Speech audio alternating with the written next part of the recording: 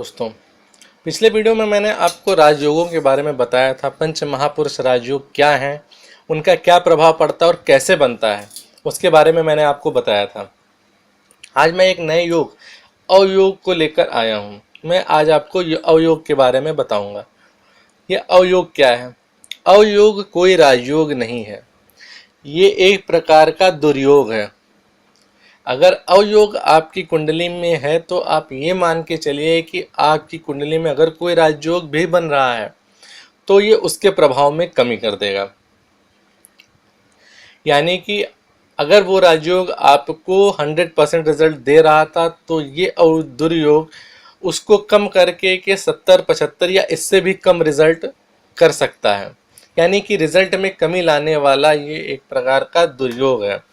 या अगर आपकी कुंडली में राजयोग नहीं है तो और दूसरे अगर कोई अच्छे फल मिलने वाले थे तो उनमें ये कमी कर देगा। ऐसा है ये अवनामक दुर्योग। तो अब बात आती है बनता कैसे है। तो अवयोग बनता है लग्नेश से। लग्नेश यानी कि लग्न के मालिक से। जब कभी लग्नेश आपके 6, 8, 12 यानी कि आपके 2 स्थानों में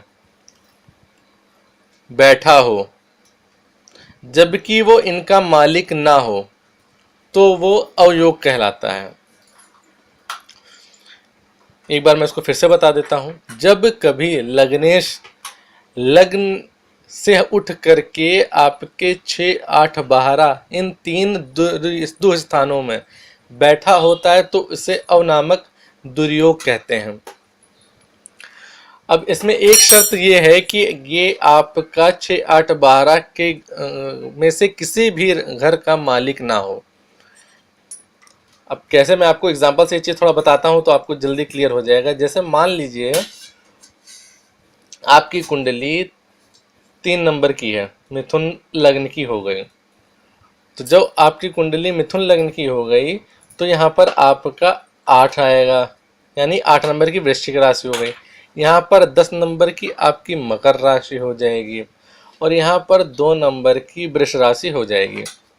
अब 3 नंबर यानी मिथुन राशि की जो स्वामी है वो है बुध, यानी बुध आपके बन गए लग्नेश। मिथुन राशि लग्न की मैं बात कर रहा हूँ तो मिथुन लग्न के जो लग्नेश है वो बनते हैं बुध। अगर बुध आपकी कुंडली में मिथुन लग्न आपका है और वो आपका इन 3 जगहों में से किसी भी जगह पे बैठे हैं, चाहे वो वृश्चिक राशि में हो या मकर राशि में हो या फिर वृषभ राशि में है, तो ये मान लीजिए ये आपकी कुंडली में अवयोग बन जाएगा। इसी तरह अगर हम बात करें अगले लग्न की, हमारा अगला लग्न है 4 नंबर यानी कर्क लग्न। अगर आपका कर्क लग्न है तब यहाँ पे आपका 9 नंबर यानी कि बृहस्पति की धनु राशि आ जाएगी। यहाँ पर 11 नंबर की कुंभ राशि हो जाएगी और यहाँ पर आपके 3 नंबर की मिथुन राशि हो जाएगी। और कर्क लग्न के जो लग्नेश हैं वो बनते हैं चंद्रदेव। अगर चंद्रमा आपके इन 3 स्थानों में स्थित हैं, इनमें से किसी में भी, और आप कर्क लग्न के हैं तो आप अवनामक दुर्योग से ग्रसित हैं। इसके बाद बात करते हैं सूर्य के बनने वाले लग्न यानी कि सिंह लग्न की। अगर आप सिंह लग्न के हैं तो यहाँ पर आपकी 10 नंबर की मकर राशि, यहाँ पर 12 नंबर की मीन राशि और यहाँ पर 4 नंबर की कर्क राशि आएगी। अब सूर्य देव अगर मान लीजिए इनमें से किसी भी भाव में इन राशियों में स्थित है तो ये आपका बन गया अवयोग सिंह राशि में। अब बात करते हैं अगले लग्न की यानी कि 6 नंबर के कन्या लग्न की।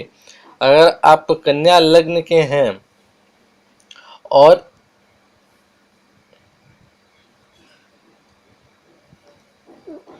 तो आपके जो लग्नेश बनते हैं वो बनते हैं बुध देव। और बुध देव अगर आपकी कुंडली में इन 3 स्थानों में से किसी भी स्थान में आ गए हैं तो आपका बन जाएगा अवनामक दुर्योग। इसके बाद हम बात करते हैं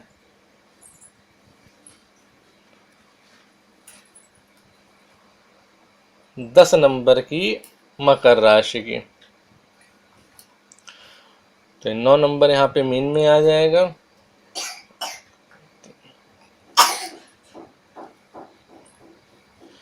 तो 10 नंबर यानी मकर राशि के जो स्वामी है वो बनते हैं शनिदेव। अगर शनिदेव इन स्थानों में कहीं पे से भी आपकी कुंडली में स्थित हैं तो आप मान लीजिए ये आपका अवयोग हो गया। इसके बाद बात करते हैं अगले कुंभ लग्न की।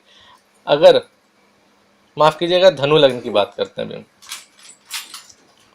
अगर आप धनु लग्न के हैं तो आपके लग्नेश बनते हैं बृहस्पति।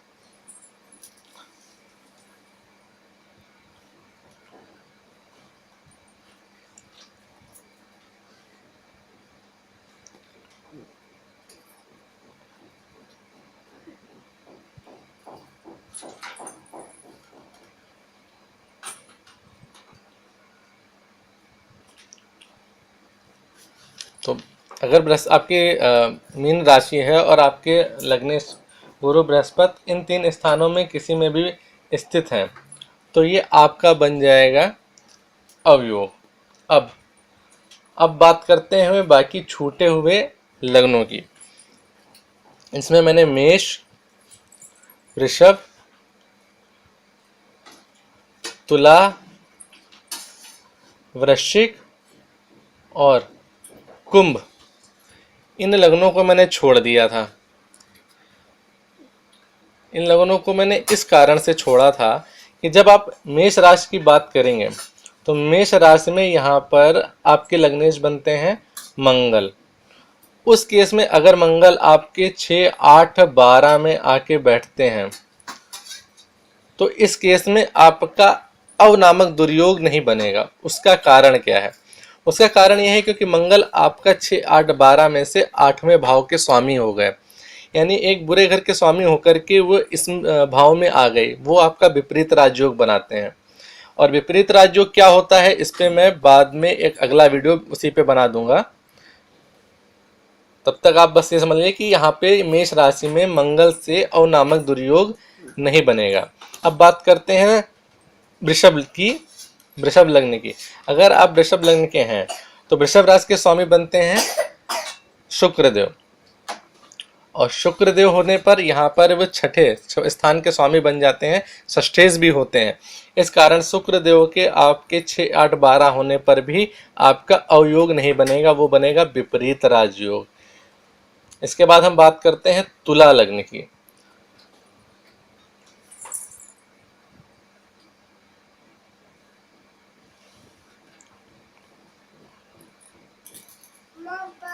तो तुला लग्न में आपको आपके जो अष्टम स्थान के जो स्वामी है वो बनते हैं वृषभ राशि के स्वामी शुक्रदेव, यानी शुक्रदेव लग्नेश भी हुए और अष्टमेश भी हुए। इस कारण से इस कुंडली में भी यानी तुला लग्न की कुंडली में भी आपको अवयोग नहीं बनेगा क्योंकि वो विपरीत राजयोग की कंडीशन में आ जाएंगे। इसके बाद बनता है 8 नंबर यानी वृश्चिक राशि। वृश्चिक राशि के जो स्वामी हैं वो बनते हैं मंगल देव।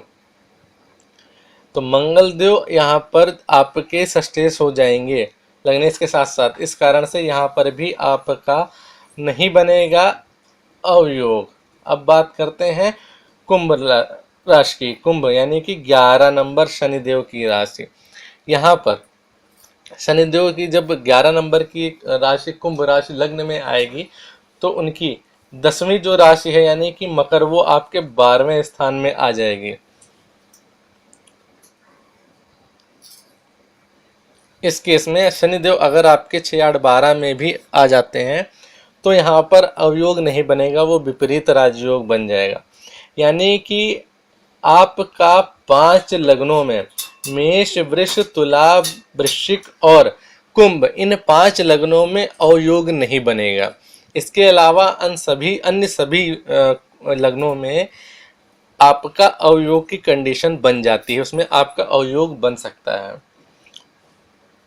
अब अवयोग से होता क्या क्या नुकसान है? अवयोग से मैंने आपको बता दिया कि आपका जो है लगने वाले कुंडली के राजयोग भी कमज़ोर हो जाते हैं, आपके राजयोगों का पूरा लाभ नहीं मिल पाता है।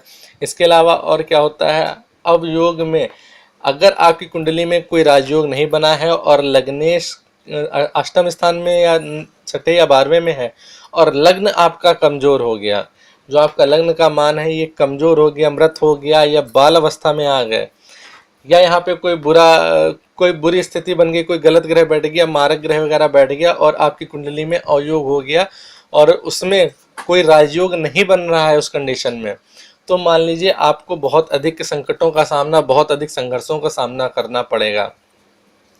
अवयोग होने से आपके जीवन में संघर्षों की भरमार हो जाती है। अगर कोई राजयोग नहीं लग रहा है उस केस में आपको अवयोग अत्यधिक संघर्ष कराता है, संघर्षों में ही पूरा जीवन व्यतीत करा देता है। तो कहीं ना कहीं ये अवयोग बहुत बड़ा दुर्योग होता है आप किसी भी कुंडली में, ये बनने पर समस्त अच्छे फलों में कमी ला देता है। इसलिए आप अपनी कुंडली उठा कर देखें कहीं आपकी कुंडली में भी अवयोग तो नहीं लगा है जिस कारण से आप बहुत परेशान हो रहे हो, जो आपको संकटों का सामना करना पड़ा, आपके कामों में रुकावट आ रही हो। तो आशा करता हूँ दोस्तों आपको अवयोग समझ में आया होगा। अब नेक्स्ट वीडियो में बात करेंगे विपरीत राजयोग में, जो इन 5 लग्नों में अवयोग नहीं बनता है, इनमें बनने वाले विपरीत राजयोगों के बारे में। तब मैं आपको इसके बारे में डिटेल बात कर दूंगा इसके बारे में। तो आपको अगर मेरा वीडियो पसंद आया तो इसे लाइक करें, मेरे चैनल को सब्सक्राइब करें और इसे ज़्यादा से ज़्यादा शेयर करें। धन्यवाद।